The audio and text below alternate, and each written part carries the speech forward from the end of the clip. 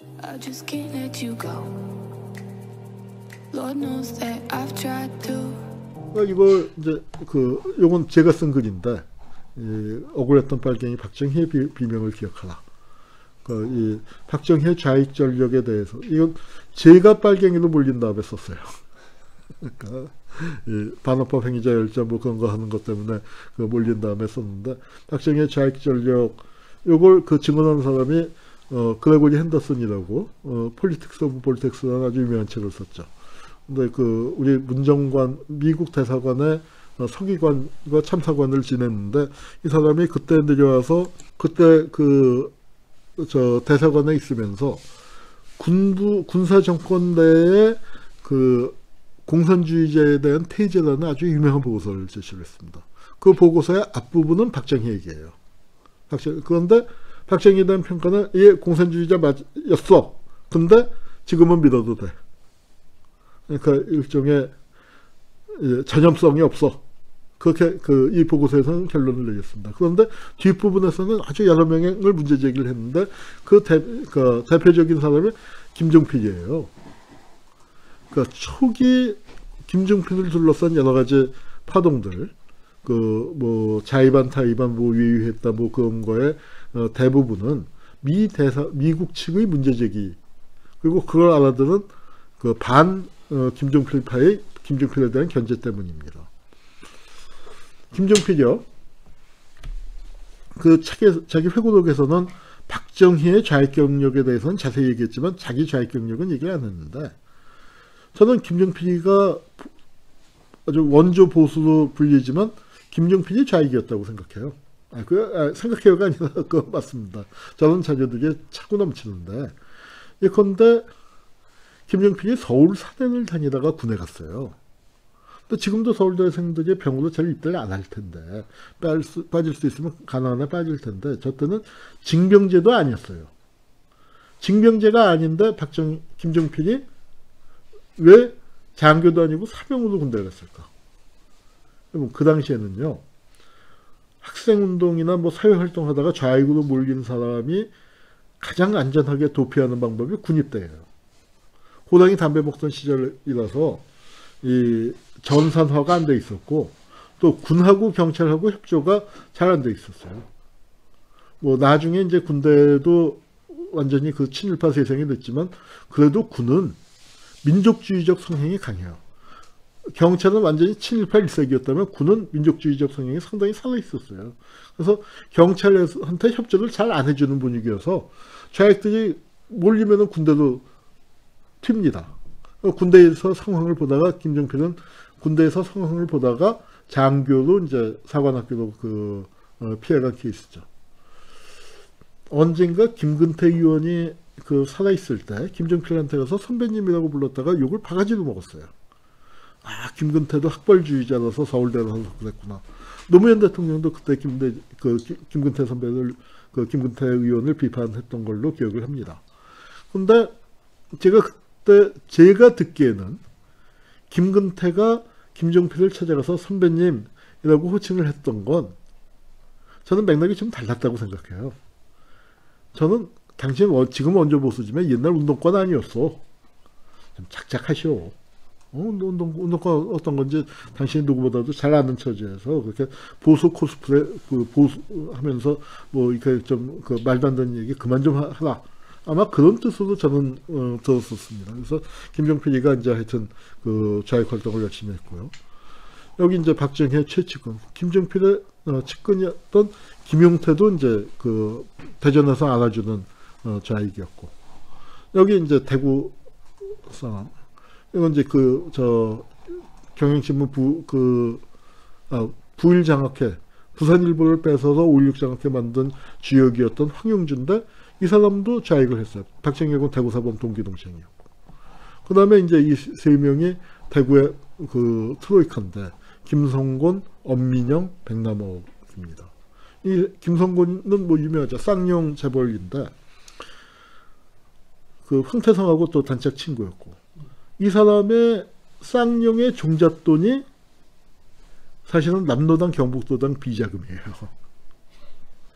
참 호당이 담배 먹던 시절 얘기인데, 김형욱 책에 보면 자세히 나옵니다. 김성곤이가 첫 번째 만든 기업 이름이 삼공물산인가 삼공기업인데, 삼공이라는 게 뭐냐? 공산당 셋이 모여서 만들었다고 삼공이래요. 그래서 이제 하여튼 김성곤이가 그랬고, 그 밑에 백남옥이는 박정희의 외가 쪽 인척이 됩니다. 저기도 대구에서 좌익을 했었고, 그 옆에 엄민영이 박정희의 정치적인 스승이죠. 대구의 수재였다고 하는데, 박정희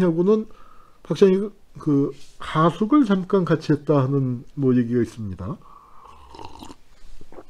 근데 저 엄민영이 주일 대사로 있다가 경변으로 이제 죽었다라고 되어 있는데, 자살했다고 그래요.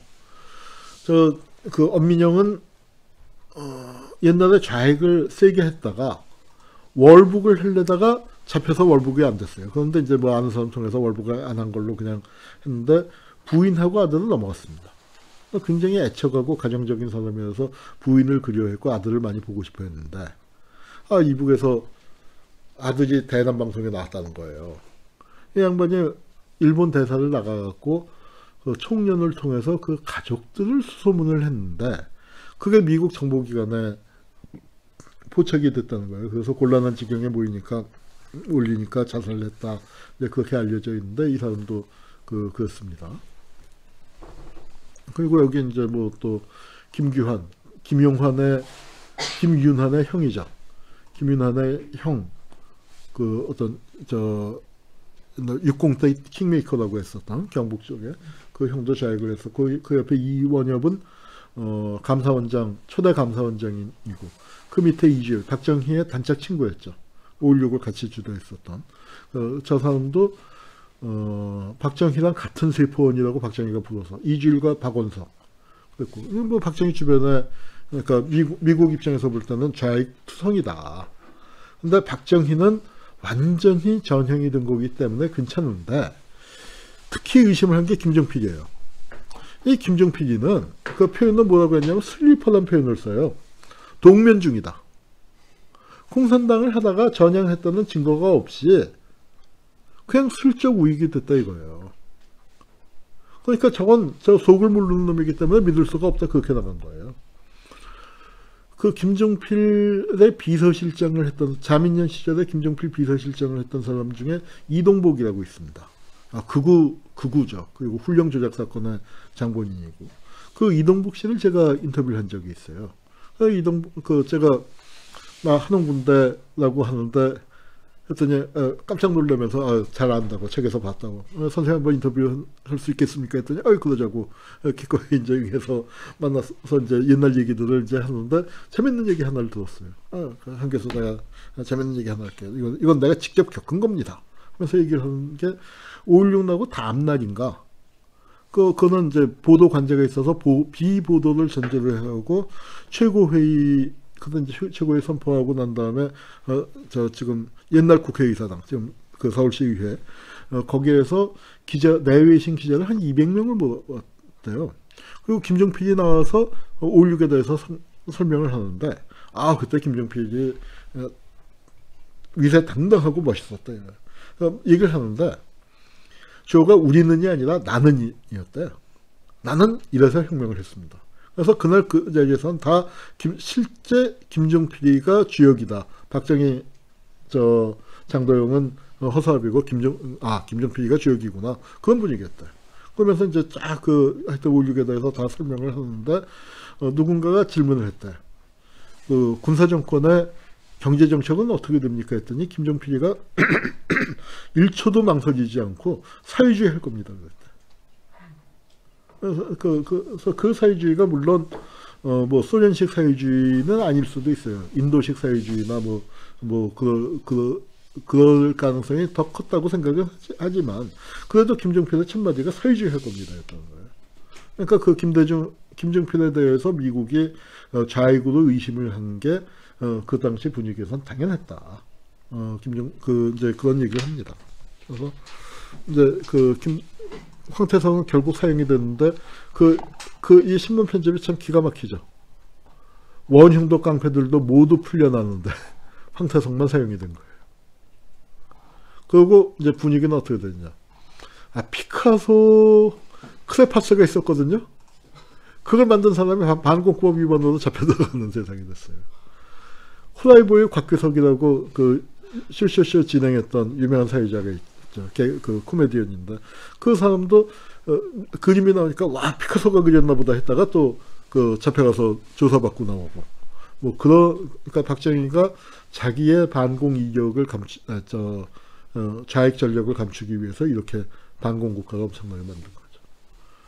그래서 7인의 여포도 같은 거 이만희 감독 이혜영 씨의 배우 이혜영 씨의 그 아버지예요. 우리 이번에 마더에서 아주 놀라운 연기를 보여줬는데 이 분이 반공 영화 만들던 감독인데 7인의 여포도 또 반공 영화도 만들어졌는데 여기 뭐가 나오냐면은 중공군이 우리나라 여성을 그 겁탈하려고 하는데 이민군 장교가 나와서 구해주는 장면이 나와. 그랬더니 그 여성들이 뭐 고맙다, 멋있다 이제 그렇게 얘기했는데 그걸 인민군을 찬양했다고 반공 영화 만들던 감독을 잡아들이는 그런 그 세상이 온 거예요. 이 양반은 나중에 이제 박정희 찬양하는 그 영화도 만들었지만 초기에는 박정희하고 그러니까 이 군사정권하고 붙었습니다. 그 유명한 오발탄의 유현목 감독이에요.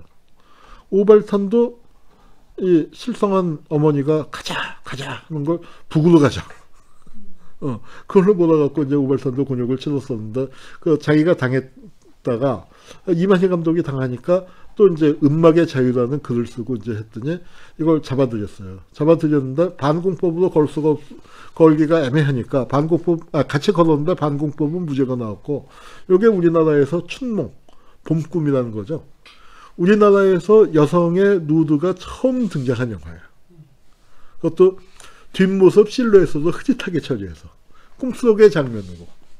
근데 그걸 이제 사실은 반공법으로 걸고 싶은데 반공법은 안 되고 춘몽 갖고 유죄를 건. 이게 이제 우리 사회에서 이렇게 그 반공의 득세를 하게 되고 영화가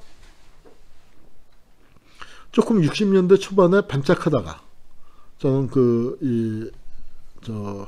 오발탄 같은 그 문제의식 있는 영화, 마부 같은 영화들 나오고 좀 반짝하다가 영화가 다시 이제 그 깨갱하면서 이제 그 어떤 팔도강산식의 정권 홍보, 그다음에 사회 비판 없는 호스티스물, 에로물, 뭐 에마 부인으로 가서 80년대까지 하다가 이제 서편제 거치고 시리 거치면서 이제 영화 다시 살아나는 거죠. 그리고 이제 이때 색깔론을 피는데 민주당은 빨갱이 플러스 전라도 이제 이런 색깔 이런 얘기가 이제 퍼져 나오는데 저도 처음에 이 지도를 보고 이게 뭐야 하고 한참 헷갈렸어요. 그랬더니 전라도는 여기다 갖다 붙여라. 그러니까 대한민국에서 나가라 전라민주주의인민공화국이다. 이제 그래서 이렇게 했고, 그래서 표창원도 김대중 노무현을 빨갱이라고 자기도 의심했었다고 이제 순상의 업적이 여기를 이렇게 이제 박정희 병행국가 이게 박정희 군복 벗는 얘기는 아까 했죠. 그 군복 벗기 싫었는데 이게 웃기는 시절이에요. 군인들이 군정 연장하라고 데모를 하던. 이제 하여튼 그 우여곡절을 거쳐서 이제 재선공격이 출범했고. 그러니까 이제 그래서 민정으로 갔지만 병행국가가 만들어지는 건 1.21 사건. 이게 계기가 돼서 이제 실미도 사건도 터지는 거고요. 이때 이제 1.21 사건이 있고 곧 이승복 어린이가 나오죠.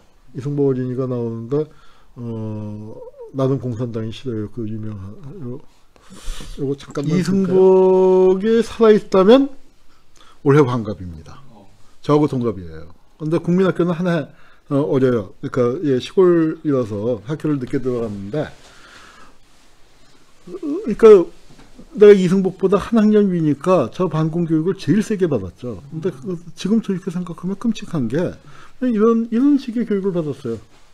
너희보다 어린 승복이도 했는데 너희들도 할 수 있지. 야, 그러니까 이게. 그러니까 우리가 좀 겁에 질려면서 우리도 해야 하나? 우리도 그다 진짜 공비 만나면 입이 찢어져서 우리도 죽는 거 아니야? 뭐 이제 이런 느낌을 가졌었던 그런 시절. 그러니까 그 시절을 우리가 보냈습니다. 푸에블로가 납북되고 이런 분위기 속에서 병영국가가 만들어지고 이렇게 강요를 했었죠. 우리 이 극장에서 영화 상영할 때 애국가가 나와요. 그러면은 극장에서 벌떡 일어나야 돼.